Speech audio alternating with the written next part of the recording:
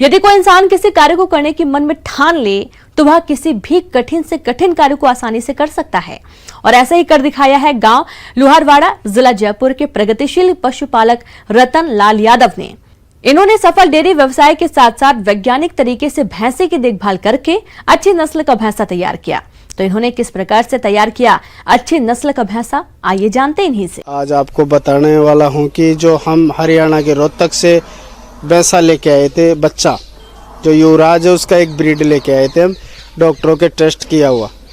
ऐसे हमारे पास में बढ़िया नस्ल की सीमन भी हम लगवाते थे पशुओं को, लेकिन उससे हमको संतुष्ट नहीं हुए। उससे जो पाड़ियाँ और बच्चे तैयार हुए वो इतने बढ़िया नस्ल के हमको लगा नहीं कि जैसा हरियाणा में तैयार हो रहे थे ना, उस तरीके के तैयार नहीं हुए। तो हम खुद ही जाके फिर वहाँ से पता किए कि बढ़िया नस्ल का कौन सा इनमें जो भैंसा है वो है।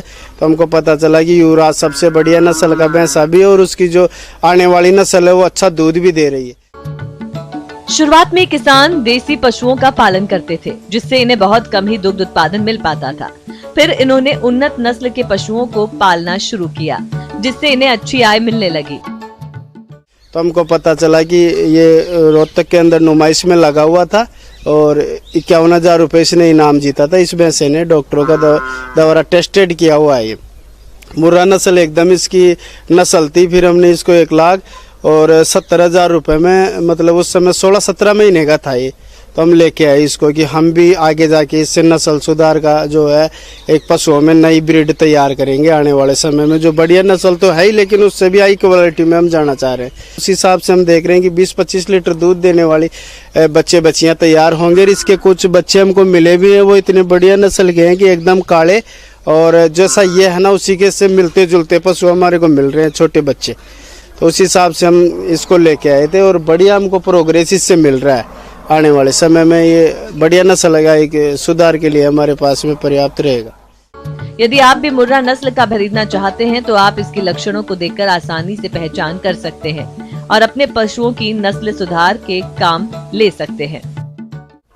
जो मुर्रा नस्ल की पहचान की बात करते हैं तो हम आपको दिखाते हैं कि इसका जो पूंछ है वो एकदम काला है, कहीं भी उसमें सफ़ेद बाल नहीं है। नीचे देखने पे भी आपको पता चलेगा कि एक भी सफ़ेद बाल नहीं है। देखिए इसका एक भी बाल सफ़ेद नहीं है, नीचे जो है वो जेड ब्लैक खाली बाल है। और जो इसके सींग हैं वो एकदम जो मुर्रा नस्ल की जो क्वांटिटी होती है ना उसी के अनुरूप है। इतने ही हैं, इससे ना बढ़ रहे हैं, इतने के इतने ही हैं ये बिल्कुल एकदम। और मुर्रा नस्ल की जो ओरिजिनलिटी होती है वो यही होती है कि एक तो काला रहेगा, एक सींग बिल्कुल मुड़ा हुआ रहेगा, पूंछ एकदम काला रहेगा, सफ़ेद बाल बहुत ही कम रहेगा तो भी जेड ब्लैक रहेगा, लेकिन इसका तो पूरा ही काला है और एकदम बढ़िया है। मतलब हमारे तो नस्ल सुधार के लिए लाए हैं और इससे नस्ल सुधार हम कर रहे हैं। पशुओं की अच्छी नस्ल के साथ साथ ये भी जरूरी है कि आप इनकी खिलाई पिलाई वैज्ञानिक तकनीक से करें। तो ये किसान इस मुर्रा नस्ल की देखभाल किस तरह से करते हैं, आइए जानते हैं इन्हीं से। ये हम लेके आए थे 16-17 महीने का हम लेके आए थे इसको हरियाणा के रोहतक से, और आज अगर इसकी उम्र की बात करते हैं तो ये करीब हो गया 30-32 महीने का। और इसके नाम की बात करें तो हम इसका नाम जो है वो विराट निकाल रखे हैं कि ये विराट जैसा ही अच्छा खासा भैंसा है। और इसका जो फीड की बात करते हैं तो हम इसको रोजाना का 8 किलो फीड खिलाते हैं। उसमें 200 ग्राम सरसों का तेल है और थोड़ा गुड़ है, और उसके अलावा जो फीड में है हरा चारा इसको देते हैं। जैसे 5 किलो सूखा चारा देंगे तो 3 किलो हरा चारा इसको खिलाते हैं। उसी प्रकार से इसकी पूरी देख रेख हम कर रहे हैं अपने हिसाब से। तेल गुड़ जो भी है बंटा जो बांट भैंसों को खिलाते हैं वो इसको भी खिलाते हैं। चना चूरी है, मक्का है, गेहूँ है, और वो उसके अलावा मेथी है। ये सब मिनरल मिक्सचर मिला के हम इसको देते हैं। करीब 50 ग्राम इसको मिनरल मिक्सचर मिला के देते हैं। और उसके अलावा तेल हो गया, और जो बांट है वो बना के देते हैं, आग पे पका के जो ब्याई हुई पशुओं को देते हैं उसी प्रकार का इसको बंटा खिलाते हैं। और बढ़िया हमको प्रोग्रेस इससे मिल रहा है। आने वाले समय में ये बढ़िया नस्ल लगा एक सुधार के लिए हमारे पास में पर्याप्त रहेगा। कम जोत वाले किसानों के साथ साथ अन्य किसानों के लिए अच्छी आमदनी हेतु ऑयस्टर मशरूम उत्पादन की तकनीक एकदम खरी साबित हो रही है, क्योंकि इसमें कम लागत के साथ साथ न केवल अच्छा उत्पादन लिया जा सकता है, बल्कि इससे खेती योग्य भूमि पर बढ़ रहे दबाव को भी कम किया जा सकता है। इसलिए किसान भाइयों, आप किस तरह से करें ऑयस्टर मशरूम का उत्पादन, इस बारे में उचित सुझाव दे रहे हैं। बेहतर कमाई के लिए मशरूम की खेती एक अच्छा विकल्प है। यह उन खेती में से एक है जिसके लिए लंबे चौड़े खेतों की नहीं, बल्कि एक कमरा ही काफी है। मशरूम की खेती में होने वाले फायदों को देखकर इन दिनों इसकी खेती में ग्रामीण क्षेत्रों के अलावा शहरी युवा भी खासी दिलचस्पी ले रहे हैं। यही कारण है कि आजकल अपने प्रदेश में बटन और ऑयस्टर मशरूम की खेती हो रही है और किसान इससे अच्छा मुनाफा भी कमा रहे हैं। इसी लाभ को देखते हुए आज हम बात कर रहे हैं ऑयस्टर मशरूम के बारे में, जिसकी खेती करके आप अच्छी आय कमा सकते हैं। किसानों की आय दुगनी करने के जो अलग अलग तरीके हैं, उनमें से मशरूम का उत्पादन है वो किसानों के लिए अतिरिक्त आय का एक अच्छा स्रोत है और किसान उसमें नई नई इन्वेंशन और नई नई टेक्नोलॉजी करके अपनी आय दुगना कर सकते हैं। मशरूम जो है उसके औषधीय गुण होने की वजह से अपनी जो डाइट है उसमें हाई बीपी पेशेंट है वो उसको खाने में प्रेफर करते हैं। तो किसान भाई इसका उत्पादन कैसे कर सकते हैं? किसान भाइयों, पौष्टिक गुणों से भरपूर बात करें ऑयस्टर मशरूम की तो इसे भिंगरी मशरूम के नाम से भी जाना जाता है। इसे उगाने का यह उचित समय है।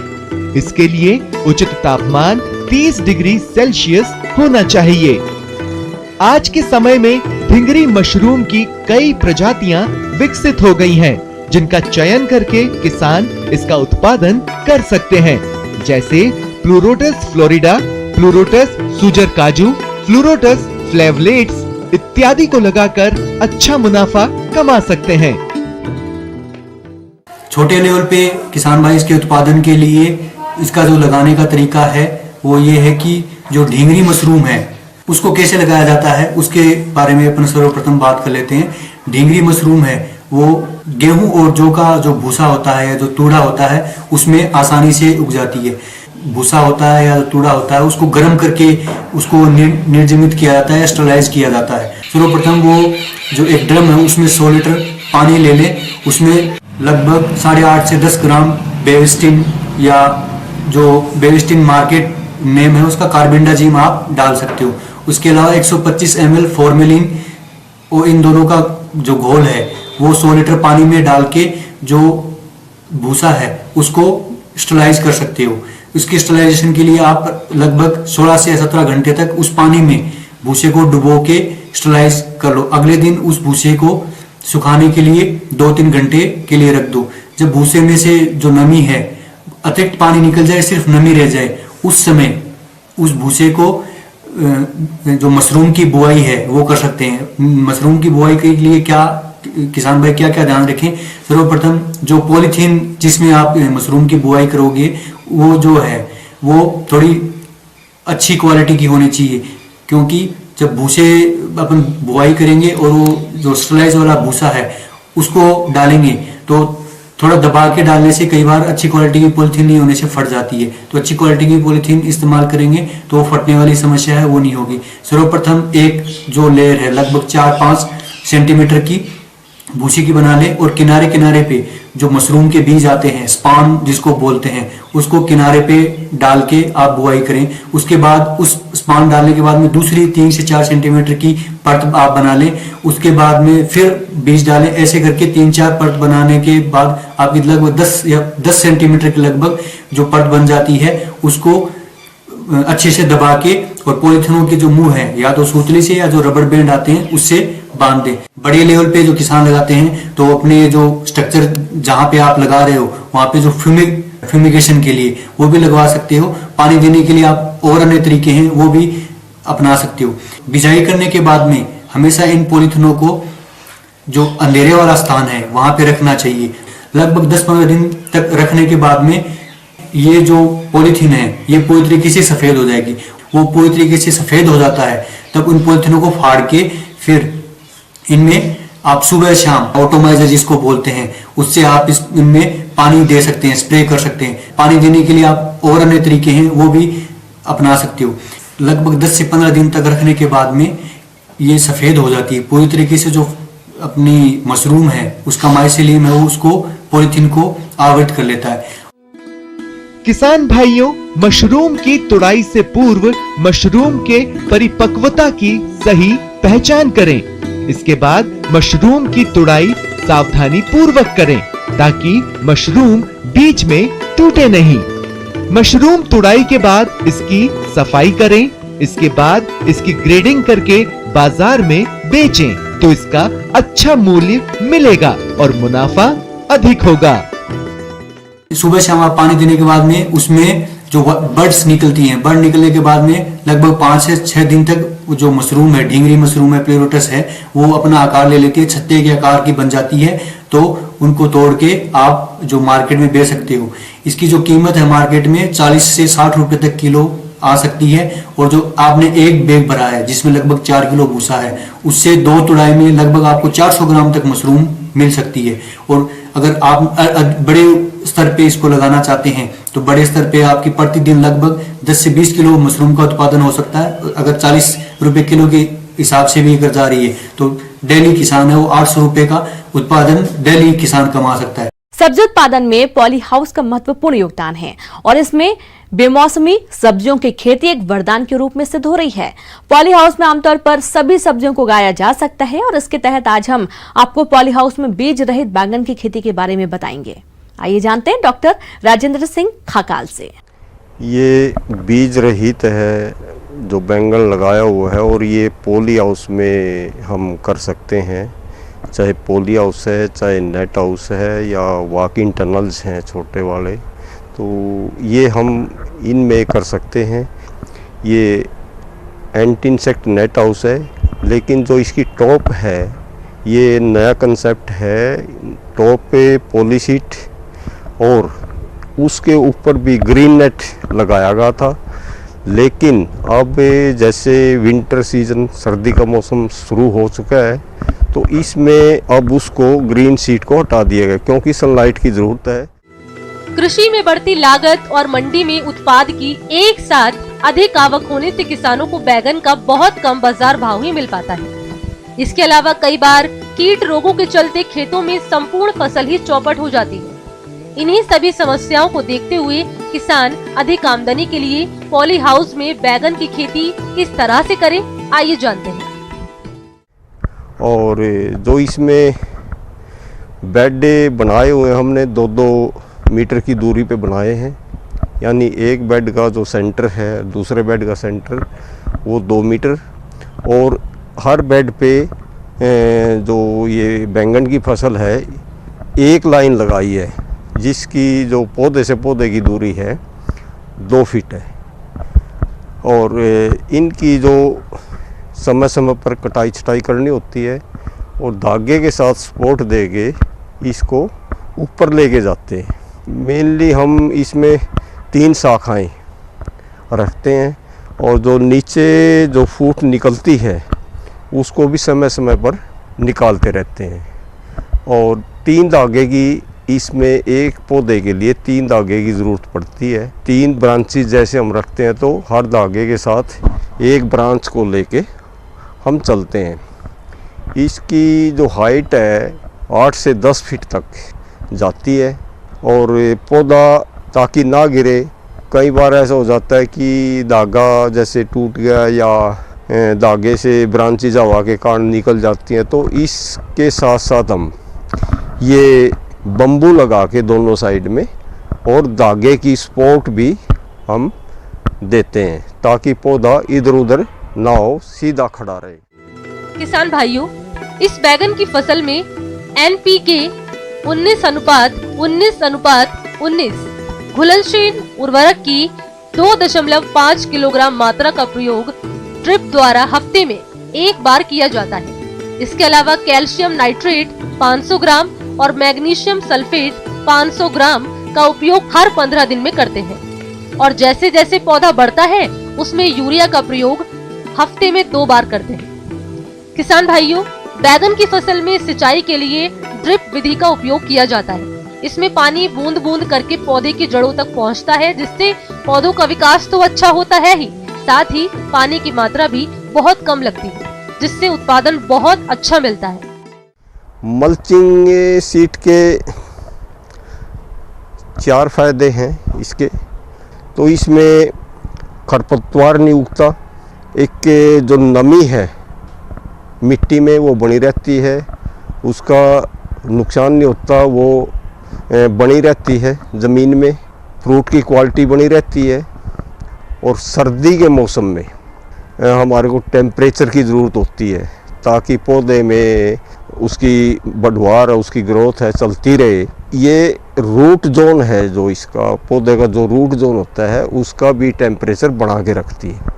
ये सब फायदे हैं इसके मल्चिंग सीट के, तो इसको कर लेना चाहिए। किसान भाइयों, इस बैगन की फसल में कुछ रस चूसक कीटों का प्रकोप होता है, तो आप इनकी पहचान कर नियंत्रण कैसे करें, आइए जानते हैं। इसमें जो कीट वाली बात है, बीमारी अभी तक तो इसमें नज़र आई नहीं और बहुत कम लगती है, लेकिन वाइट फ्लाई है, थ्रिप्स है, जो रस चूसने वाले कीट हैं, वो इसमें ज़रूर आते हैं और उसका समय समय पे जो कंट्रोल है वो हम करते रहते हैं। जो इंसेक्टिसाइड हैं, कीटनाशक हैं, उनको करते रहते हैं, लेकिन अभी तक इसमें कोई इस तरह की दिक्कत देखी नहीं गई। ये वैरायटी मिकाल है, माइकल कह लीजिए, MICHAL सीडर, जिसमें पोलिनेशन की ज़रूरत है। इस तरह की आप खेती कीजिए तो बहुत ज़्यादा लाभ होगा आपको, क्योंकि खुले खेत से ओपन में आप खेती करते हैं और अंदर करते हैं तो ये 4-5 गुना जो पैदावार है ज़्यादा मिलेगी आपको। और एक पौधे से जो इसकी पैदावार है 8 किलो, 10 किलो, मैक्सिमम 12 किलो तक भी जा सकती है, अगर जो मौसम और सारा कुछ से समझो फेवरेबल कंडीशंस हैं तो 12 किलो तक भी इसकी पैदावार जा सकती है।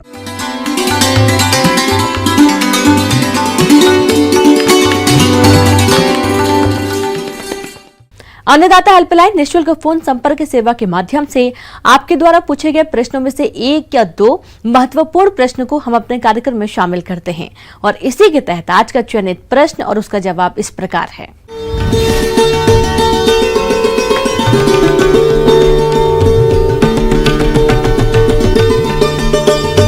पहले इसमें करना क्या है, सीट को कलेक्शन ही सबसे बड़ी बात है। कलेक्शन के पहले सबसे पहले स्मार्ट पेड़ को चुना जाता है। जैसे कि हम लोग नहीं करते हैं, कोई बच्चा पेड़ नहीं, बूढ़ा पेड़ नहीं, टेढ़ा मेरा पेड़ नहीं, देखने में एकदम स्मार्ट हो, टेढ़ा मेरा नहीं हो, मेन स्टेम ऊपर हो, उससे से उसका कलेक्शन करना चाहिए, जिसको हम लोग प्लस ट्री कहते हैं। तो अभी तक पॉपुलर कटिंग और ETP लगा सकते हैं। इसके अलावे है जो महोगनी है, सागवान है, सहजन है, फूलझारू हुआ, नीम का भी समय आ रहा है, बांस का भी है, डिफरेंट बांस का भी कटिंग को लगा सकते हैं। इसके बाद जामुन है। इस तरह के सीड को कलेक्शन किया जा सकता है। सब सीड कलेक्शन करके पहले उसको सुखाकर ग्रेडिंग कर लेते हैं। ग्रेडिंग करके छांट के उसको हम लोग ट्रीटमेंट करेंगे। ट्रीटमेंट में क्लोरोपाइरिस बहुत जरूरी है। क्लोरोपाइरिस 2 मिनट, 5 मिनट या जीरम या थीरम से उसको ट्रीटेड करके तभी लगाना चाहिए। कटिंग की भी जहाँ तक बात है, चाहे कटिंग पॉपुलर हो या कोई बांस हो या एनी अदर हो, उसमें भी उपचारित किया जाता है। जैसे क्लोरोपाइरिस 2 ml पर लीटर के रेट से उसमें 2-4 मिनट, 5 मिनट, मैक्सिमम 5 मिनट उसे उपचारित कर ही के लगाना चाहिए, ताकि वे इन्फेक्शन और फंगल और इंसेक्टिसाइडल का जो रहता है उसमें इस तरह से किल होता है, फ्रेश हो जाता है। नर्सरी या तो आप खुले प्रक्षेत्र या पॉली हाउस अथवा ग्रीन हाउस में तैयार कर सकते हैं। पॉली हाउस अथवा ग्रीन हाउस में पौधे लगाना खुले की अपेक्षा अधिक फायदेमंद होता है। सिंचाई निश्चित तापमान, आर्द्रता एवं नमी मिलने की वजह से साधारण रूप से उगाए गए पौधों की अपेक्षा गुणात्मक एवं परिणात्मक रूप से काफी बेहतर होते हैं। 1:1 रेशियो मिट्टी है, बालू है इसका, और खाद FIM उसको मिक्स करके पॉलीथीन में लगा रेडी रख देना चाहिए और तब सीड डालना चाहिए। ट्रीटेड करके उपचारित कर ही के मतलब उसमें डालना चाहिए। जमीन में भी सोइंग किया जा सकता है, लेकिन उतना इफेक्टिव नहीं होगा, उसको प्लांटेशन में थोड़ा दिक्कत होती है। इसीलिए वो पॉलीथीन में करने पर उसको आसानी से जहां आपको साइट में जहां लगाना है वहां पर आप लगाते हैं। पौधशाला हेतु उपलब्ध 4 इंच चौड़ाई और 10 इंच लंबाई की पॉलीथीन थैलियां लेकर 5 से 6 छिद्र कर लें। थैली के आधे भाग में 10 से 12 छिद्र हो जाएंगे। इसके बाद थैलियों को भरने के लिए पौधशाला की क्यारियों में ही छनी हुई गोबर की खाद, चिकनी मिट्टी और बालू रेत को बराबर भाग में मिलाकर मिश्रण बना लें और फिर थैलियां भरना शुरू करें। थैलियां भरकर क्यारियों में सीधे रखें, जिससे छोटे पौधे कलम लगाने और पानी देने में आसानी होगी। साथ ही आप इनमें दूसरे पौधों को भी लगा सकते हैं। पॉलीथीन में लगे पौधे थोड़ा सा प्रबंध पर ध्यान रखना चाहिए, खासकर प्रबंध, टिकाऊ प्रबंधन, सस्टेनेबल मैनेजमेंट हम लोग कहते हैं। मतलब कि इंसेक्ट बहुत ज़्यादा हो या प्रॉब्लम ज़्यादा हो तो उस पर तभी ट्रीटमेंट करना चाहिए, केमिकल अदरवाइज नहीं। समय समय पर जैसे कि हम लोग नेट हाउस, पॉली हाउस में, मिक्स चेम्बर में हम लोग रखे हुए हैं, नहीं है तो कम से कम छांव में रखना चाहिए, हल्का मॉइस्चर मेंटेन करना चाहिए और उस पर हमेशा निगरानी रखना चाहिए कि इसकी मोर्टेलिटी हो नहीं रही है, सूख रहा है, किस कारण से, इस पर ध्यान रखना चाहिए।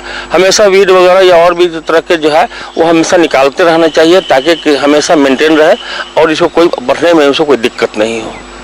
समय समय पर फॉर्मेलिन या और भी क्लोरोपाइरिफॉस से थोड़ा सा स्प्रेइंग कर देना चाहिए, हल्का फुल्का। जब इस तरह के कोई इन्फेक्शन या इन्फेस्टेशन अगर होता है तो उपचारित करना चाहिए। इस तरह से करने पर वैज्ञानिक ढंग से या ज़्यादा बेहतर होगा, किसान को बाद में मोर्टेलिटी नहीं होगा।